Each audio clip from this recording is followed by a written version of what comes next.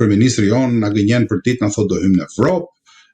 Pjesa tjetër na thotë që na vendosni ne se do t'ju çojmë muli në Evropë, jo Edi, dhe ose Albana, muli me Albanën do na çojë në Evropë dhe Edi do na çojë në Evropë dhe jemi shumë rregull. Ky është niveli i diskursit në politikën shqiptare. Kjo duhet ndryshoj. Niveli i diskursit duhet të jetë cilat janë hapat që ne duhet ndërmarrim si komb, si shtet, si popull, në mënyrë që të favorizojmë, në mënyrë që të mundsojmë bashkimin e shqiptarëve që është i natyrshëm brenda një shteti të vetëm. Cilat janë hapat afat shkurtër, afat mesëm dhe afat gjatë. Çfarë duhet bëjmë që ky opsion të bëhet i paevitueshëm, të jetë hyj pjesë e diskutimit ndërkombëtar. A mund të bëhet sot për nesër? Kushdo që do t'ju thonte këtë do të ishte një tregtar rrenash. Unë nuk do të jem tregtar rrenash. Janë kushtet ndërkombëtare të cilat janë të paevitueshme, duhen respektuar, janë interesat e aleatëve tanë të tjerë. Por duhet krijuar një agjendë. E kanë serbët. Serbët nuk kanë kontroll mbi Kosovën sot, përtej agjendëve të shumtë që kanë në median dhe qeverisin kosovare, ku flas nivelet të treta dhe të katërta, jo në nivelet larta, por agjenda e tyre nuk ka ndryshuar. Po të flasësh sot me diplomat serb, janë shumë të gatshëm të thonë që ne nuk e kemi fare problem të presim 100 vjet, 200 vjet, por Kosovën nuk e lëshojnë. Këtë nuk ta thot asnjë politikan i Paris-Tiranës sot. Ne duhet të rrim në këtë pikë ku çdo gjë të ndodh, politik do të ketë gjithmonë. Politika nuk është kurrë pa probleme, pa pislliqe, pa halle, pa akuza sharje të ndërsjella, sepse në politik luftohet për pushtet dhe për pushtet gjithë njerëzit japin maksimumin. Ama pas çdo lloj betejë politike duhet të jetë ky objektiv jon i përbashkët, të cilin ne sot nuk e kemi. Ne kemi një pari e cila ka objektiv të vetëm paran. Lekun, dollarin, euron, drahmin, dinarin serb, çdo gjë për para. Ne kemi oligarkë sot që janë bërë oligarkë duke bashkëpunuar me Rusinë dhe me Serbi. Kontrollojnë gjysmën e Shqipërisë sot ata oligarkë. Ne kemi njerëz sot cilët janë që kontrollojnë ekonominë e Shqipërisë, që kanë lidhje pafund në shtete të tjera të cilët s'duhet me pas kontrollin e Shqipërisë. Kjo duhet ndryshoj. Duhet ndryshoj qasja ndaj shtetit, qasja ndaj kombit, qasja ndaj asaj që ne jemi. Pa ndryshuar kjo, do të ngelim një turm katundare me 10 master degree, po që nuk ndërton kushtet dhe do të vërtetojmë atë tezën e tmerrshme të serbëve dhe të grekëve që shqiptarët nuk dinë të ndërtojnë shtet. Jo, dinë shqiptarët të ndërtojnë shtet. Kudo tjetër që ne na jepet mundësia, kudo tjetër që ne kemi mundësi, ne shkëlqejmë. Kemi gjykatës në Amerikë, kemi profesor në Amerikë, kemi mjek në Amerikë, kemi gjithçka. Kemi president kompanish në Amerikë. Por në vendin tonë nuk jepet mundësia sepse e kanë zaptuar një klik hajnash, maskaresh dhe plehrash të kombit, cilat nuk duan të lëshojnë. Kjo duhet ndodhë. Këto janë premisat e bashkimit. Po, dhe duke mbetur pikërisht te pjesa e korrupsionit në nivelet e larta, në një analizë që ka bërë diplomati amerikan David Kostelanik, shkruan se integrimi i Shqipërisë në Bashkimin Evropian varet në fije të perit, nisur nga mënyra se si Edi Rama ju qas rastit Balluku dhe në këtë rast mosçorja përpara drejtësisë vetë Ballukut, po e lë Shqipërinë pas vendeve tjera për të integruar në BE. Në këtë rast procesi i integrimit në Bashkimin Evropian ka një agjendë të tillë që politika paria e Tiranës nuk e dëshiron integrimin në Bashkimin Evropian dhe mbron gjithë sërën e vet që kapet edhe në korrupsion siç ishte në rastin e Belinda Ballukut? Përgjigjja e shkurtër është po unë besoj që njerëzit kërkojnë diçka më shumë se sa nga poja. Le të fillojmë duke thënë që David Kostelanik është ai që ishte emëruar për ambasador në Shqipëri, pra është një njohës i Shqipërisë dhe i rajonit. Është një diplomat i vjetër. Pra kur flet, nuk flet pa një agjendë të caktuar. Duhet të mësojmë në një shtet normal, paradoksalisht ai shteti i vjetër i diktatorial i kishte këto mënyrat menduari. Duhet mësohemi që kur flet dikush diplomatikisht, flet në emër të një agjende të shtetit vet, të caktuar, që në këtë rast janë Shtetet Bashkuara të Amerikës, ka një objektiv të caktuar dhe secili shtet që i qaset Shqipërisë apo hapësirës shqiptare ka interesat e veta. Nuk dalim dot nga kjo. Kjo është e pa evitueshme në çdo lloj shteti. Edhe në qoftë se do të merremi me një shtet si Palau, edhe Palau ka interesat e veta. Edhe Palau nuk t'jep gjë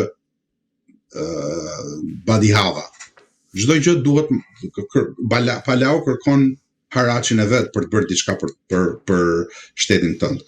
Pra, këtu flitet nga një pikpamje shtetërore dhe flitet, unë besoj me shumë objektivitet, për sa i përket asaj që me sa duket administrata Trump po e kupton për ditë më shumë, që është që Paria e Tiranës nuk e ka dashur kurrë integrimi. Integrimi ka qenë një gjethe fiku për të mbuluar pasurimin e tyre të disa fisht, kontrollin e tyre ndaj fijeve të shtetit.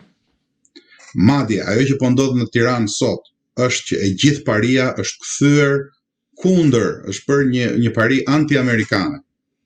E gjithë paria me shkrime të tretësh, me shkrime të ashtu quajturish avokatër që flasin se si nuk garantohet se si paraburgimi është i padrejtë e të tjera. E kemi bërë dhe një herë këtë diskutim. Nësa mos o zot, nësa arrestohemi unë dhe ti jesh i bindur ti që këta avokatërit që dalin televizioneve dhe me zi presin thonë që paraburgimi është i padrejtë, nuk do të kishin asnjë lloj problemi. Nuk arrestohet vetëm Ilir Meta dhe mbahet në paraburgim. Janë me dhjetra dhe me qindra, pse nuk folën përpara. Nuk ka ndodhur tani. Ka ndodhur, po kur i ndodh Ilir Metës dhe Erion Velis, gjejnë me njëherë këta parimin, bëhen parimor me njëherë. Nuk është problemi aty. Po, Madje Dirama fjalën burge ka pasur devizën e tij politike që prej 2013-s e deri më sot. Jo vetëm me Dirama. Jo, me që po flasim për pjesën aktuale. Absolutisht janë gjithë bashkë. Po bëm ndarjen, kemi bërë gabimin që ata duan të bëjmë. Në qoftë se ti je i Berishës dhe unë jam i Ramës, ata kanë fituar. Problemi është që kush është i shqiptarëve. Unë nuk jam as i Berishës as i Ramës, unë duhet të jem me shqiptarët dhe analiza ime nuk niset nga asnjë lloj synimi personal. Ky është realiteti. Realiteti është që këta të gjithë kanë akuzuar njëri tjetrin. Po, merrni shikoni çfarë ka thënë Sali Berisha për Ilir Metën. Merrni çka ka thënë për Fatos Nanën. Merrni çka ka thënë Fatos Nanën për Ilir Metën, për Edi Ramën. Përsëri në fund këta janë gjithë bashkë. Pra, këta janë një tërës kobrash, ku secili pickon njëri tjetrin kur munden, por gjella e tyre janë shqiptarët. Dhe tani më kanë mbetur kockat dhe këta këtyne po ju krakarisin dhëmbët e kobrës, sepse janë duke ngrënë kocka tani. Mishin na kanë ngrënë me kohë. Pra le të mos bijem pre e kësaj që korrupsioni ka filluar me Belinda Balluku. Korrupsioni ka filluar që në kryetarin e Partisë Bashkisë Tiranës që shiste letë ndërtimit, që ishte demokrat. Ka filluar me shumë të tjerë, se nuk po ja përmend emrin se nuk jeton më Indieri, po ka filluar me shumë maskarallëqe dhe poshtërësira të tjera, ka filluar me shitjen bagja ose shkatërimin bagja të çdo lloj principi të një industrie shqiptare që ne e kishim, mund të ruanim çka ishte e ruajtshme, u dol me çekun e bardhë dhe u bën shkatërrime masive. Ka vazhduar me shitjen e Bregdetit, ka vazhduar me shitjen e aseteve ushtarake. Oligarkët, merrni këtë doni, zgjidhni një emër, as Qeti, as Samiri, as kusht tjetër nuk kanë filluar punë me Edi Ramën. Kanë filluar punë shumë përpara Edi Ramës ata. Samiri dhe Qeti dhe tjetri se vetëm këta dy po më vinë mend tani, po janë shumë të tjerë, kanë punuar me të gjitha qeveritë. Këta janë miq me të gjithë. Këta i kanë blerë apartamente gjithkujt. Këta i kanë dhënë para gjithkujt. Këta kanë zbuluar tapit të gjyshërve dhe stërgjyshërve dhe gjyshërve të baxhanakërve dhe baxhanakeve masivisht. Këta kanë vjedhur prona masivisht. Pra nuk është Edi Rama problemi. Edi Rama është diktatori i madh, është problemi sot. Nëse duam ta shohim sot, po, pa rrëzimin e Edi Ramës nuk ka shpëtim. Jemi dakord në pikë. Problemi nuk është thjesht Edi Rama. Duhet rrëzuar sistemi që ka prodhuar Edi Ramën. Se të rrëzosh Edi Ramën e të vi një mashtrues tipik si Erion Velia, nuk ke fituar gjë. Apo të vi Ilir Meta në pushtet, apo të vi Muli në pushtet. Kush duhet qeveris nga këta që të bëhet qeveria e mirë? Mulin e kemi pasur ministër të brendshëm. U rregullua gjë situata e krimit apo u pasuruan vëllezërit e baxhanakët e tij? Pra, le të mos bëhemi qesharak dhe të themi që ky është një problem i Edi Ramës. Edi Rama është sot në krye dhe mbart të gjithë peshën e fajit të shqiptarëve. Ka 13 vjet që i vjedh dhe shkatron Shqipërinë dhe po i nxjerr njerëzit nga Shqipëria. Faji është i Paris Tiranës.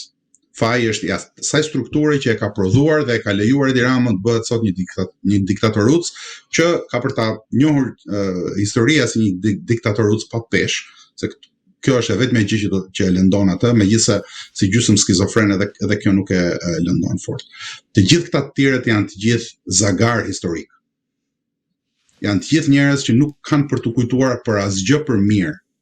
Ndaj dhe kanë mezi presin që kur vdes dikush të flasin mirë për të, sepse duan të krijojnë ndjesinë që kur të vdesin këta duhet të flasin mirë për ta. Jo më zotëri, këta janë njerëzit më të paduhur për Shqipërinë sot. Këta duhet ishin tërhequr nga gara, duhet i kishin hequr shqiptarët zvarr nga gara politike prej kohësh. Fatkeqësisht është që ne kemi një popull të përgjumur i cili nuk gjen dot alternativa sot për sot. Por hajnia e Belinda Ballukut nuk fillon tek Belinda Balluku. Nëse do të vazhdojmë me këtë lloj mendësie, do të heqim Belindën dhe do të vëmë Belandën. Do të heqim si e ka Arben Ahmetajn dhe do të vendosim këta të rinj sotëm që i thon Edi Ramës komandant, a shef i madh, unë jam ushtari jote, gjëra të tilla qesharakëra. Pra, nuk po shkojmë drejt përmirësimit, po zëvendësojmë një maskara me një maskara më të shkolluar, që ka 2 ose 3 mastera. Nuk i jep gjë shkollimi këtyre, tini të bindur për këtë punë.